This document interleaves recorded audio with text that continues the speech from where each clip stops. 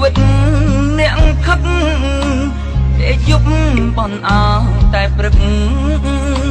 រសចិត្តនឹកឃើញតែស្រាបើមេឃមិនភ្លឺគេមិនបើកទៀមឡើយណាតិចមិនអាណិតមេត្តាដល់ក្រពះខ្ញុំវារើលុយមានតិចតួចលួចលាក់ប្រពន្ធទុកស្រាជាអ្នកមានគុណប្រពន្ធទុកគ្មានបានកាក៏ធ្លាក់ខ្លួនឈឺទើបដឹងថាមកពីស្រា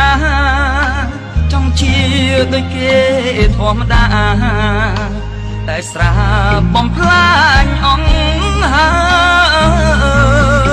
យទឹកភ្នែកញាក់ផឹកយំស្រនងខ្លួននឹងហើយមិនស្ដាប់ប្រពន្ធទុកធ្ងន់ធ្លាក់លើនោះណាអើយធ្លាក់លើខ្លួនឯងនឹងហើយមិនស្ដាប់ជីវ៉ាពេលនេះ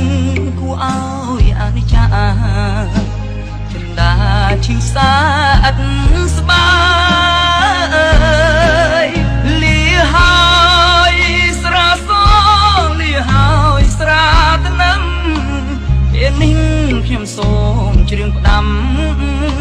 ចូលចាំគ្រប់មនុស្សប្រុងស្រី